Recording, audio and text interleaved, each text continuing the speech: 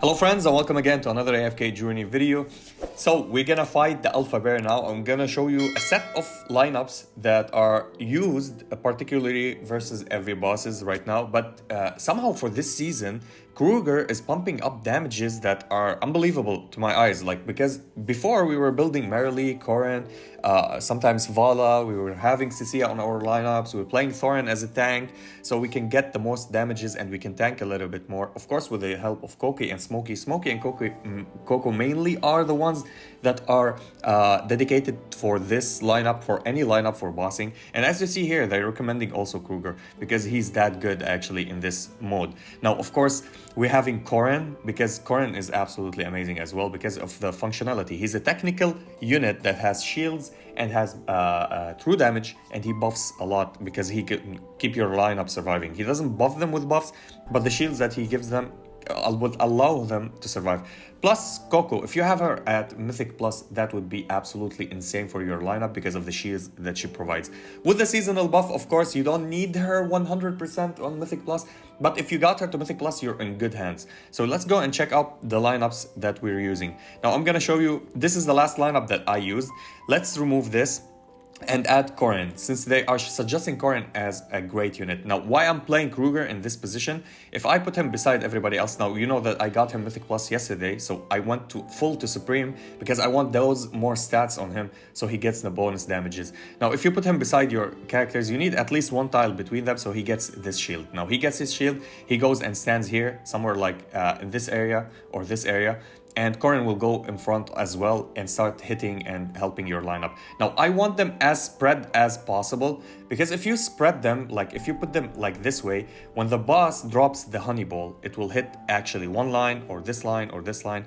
You know, so not 2 units or 3 units will get the hit. So because we're playing Korin will be jumping beside somebody, so both of them will get hit, but Kruger will be alone and the others will be alone. So we're gonna play the lineup as this, with Korin first, then with Merrily, then with Vala, and I will show you the differences. I'm not gonna play my Thorin. Now Thorin is really good, he helps, his damages are really insane, especially versus this boss if you link him with somebody else, so you can put him in this area instead of Smokey and put Smokey here and use Coco in this position and play OD somewhere else. Now, because my Kruger is dealing a lot more damage, I tried my Thorin.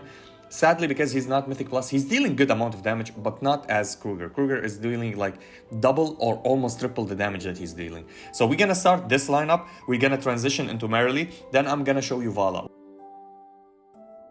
So Kruger will march into the boss and he stands at this position.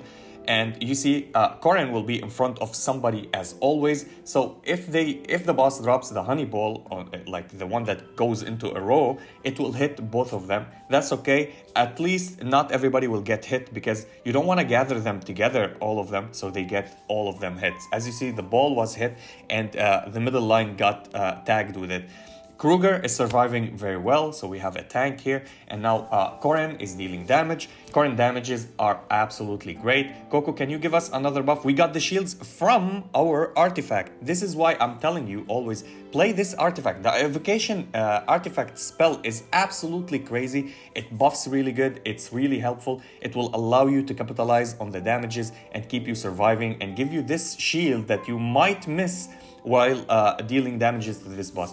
And actually, I'm almost there with my highest score. My highest score was 82, I think, or 81%, which is really nice with Vala. And as you see, Korin will be dealing so much damage. He's the second highest damage dealer in the lineup. Then Kruger is the third one. Then you have, of course, Smokey next. Odie is the king here. So this is good. Now, why her that when I don't play Kruger, her damage Coco be cut in half. So because she's a physical damage dealer, she capitalizes a little bit and her damage actually improve with this lineup. Now we're gonna remove Korin and we're gonna try somebody like Merrily. Merrily is really insane in every bosses, but in this season she's not being shining like the other ones. Now they told me in endless mode she's gonna be better, just like the devs said, but they said still the other units are shining more. So I don't know, tell me that in the comment section. Tell me if it's true or not, so I understand how we're gonna go into endless mode after a month or something like that. So here we go. We're gonna try with Merrily right now. Now, of course, there's always room for improvement. I can upgrade one unit tonight, or maybe 2 units, depending on how much resources I get by the end of the day. And also by the equipment, if I get good drops, if I unlock or upgrade other equipments, it will be great. Plus, I didn't do the charms. If you're gonna go and get more charms, probably hit legendary on the specific big characters that you want them to have on themselves. That will also help. So it doesn't matter that if you lost 2%, 3%, or you gain them. Charms actually help you a lot, and the equipment also with the levels of your characters as well. So we got here the evocation spell, the shields, perfectly on time. So Coco give us the buff, and then she disappears, and Smokey did his AoE heal, and we're still dealing a lot of damage. And here's Merrily popping off and giving us the best score because we added her instead of Corin, and that's absolutely crazy. We're still getting damages, and we get to the 85%. Yes, we did, and 86, almost 86%. This is our new record, absolutely crazy. We're gonna check the damages and who did the most damage, and this gets us to the 103, and hopefully we get more and more with more levels and stuff. Merrily almost did the same amount of damage as Odie. Absolutely insane character. Merrily is really, really good, still doing good amount of damage. Kruger did a lot of damage, and so if we play Corin instead of Kruger, we need somebody to tank, and because Corin is not a tank unit, because he's semi melee, he has one tile between him and the boss will do his AoE. This is why we can't play Corin, Merrily, Smokey, Odie, and Coco at the same lineup. We need somebody to tank at least, and Kruger is the best candidate until maybe if we get Thorin to Mythic Plus so he can dish out the damage and link himself with somebody else. But again, you're gonna lose on the faction bonus, and the faction bonus is something really important for your lineup and your progression, specifically versus this boss.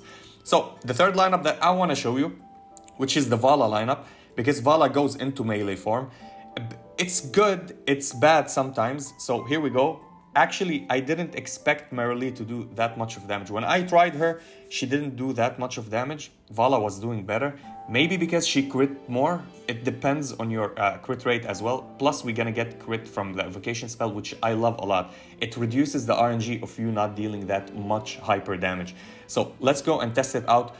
Yes, Odie can shut down bosses if they have literally like 2 bars in the end. Before, I thought that this doesn't happen, but it was proven by the end that it does happen actually, and Odie can actually execute bosses. He's an OP character, what could we say? He's the best one in the game so far for doing bosses, for PvP, for PvE. PvP, except if you have the team comp, of course. If you have the Corin and the Erwan and Carolina team, it will be actually awesome. And here we go. Smokey is doing his Poison Cloud. Vala, we need her to keep casting these ultimates because it's insane. Evocation spell drop, and perfect. Coco gave us the buff, and here we go. That's a perfect scenario. And here we go. Vala is dealing damage again, and we got the buffs on them. Can she does one more ultimate before she dies? And yes, she did. Another ultimate, and here we go. Can we get a Smokey? We didn't get it. Exactly the same run. We could get surviving a little bit more. If we did, we can get even higher scores. If Vala can do one more ultimate, as you see, Vala almost outpassed Odie. One more ultimate and she would do that, or a little bit of time, because it's through damage all of her attacks because she's in melee form, which is absolutely insane. We're gonna do it one last time without Vala this time, and we're gonna drop Coco. Hopefully this will be great. I was thinking of putting Odie here and putting Coco backline, since I want him to be honeyed before she gets honeyed, so she can give us the shields more and more, but it doesn't matter actually, she will die anyway. So this is the last try, and hopefully we can break the score again or do something else. I want her to crit as much as possible, and she jumped outside the cloud. No, she is in the cloud, which is really good. Now Coco will give us the buff, and Smokey is honeyed, and we're gonna get the ball dropped on us. Whenever the boss flails his hand up in the air, this is when you take the AoE damage, which is ridiculous sometimes. It can wipe the team. And Coco give us the buff, and Smokey should do his blue cloud just right now. And here's the damages, spirals. I wish that can, it's already hard to get him to do 3 times his buffs, and the evocation spell saved us for Coco to do another ultimate, which is really, really nice. So he needs to cast his ultimate 3 times, Smokey, so he can get the blue cloud. I hope that they just reduce it to 2 times at least, because it's already hard enough to do that.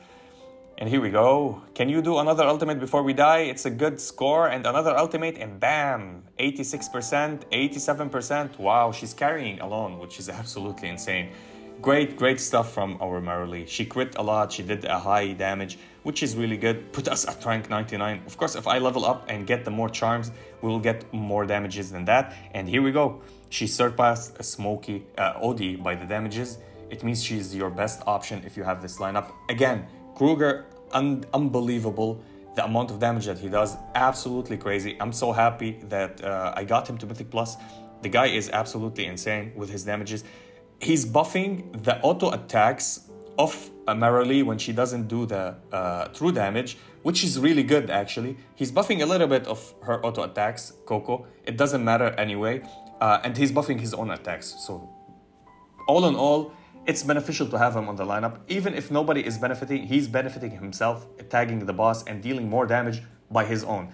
Let me know about your runs. Let me know if this lineup helped you. And if you enjoyed this video, please like and subscribe. If you didn't, I thank you for watching. And as always, stay frosty. Peace.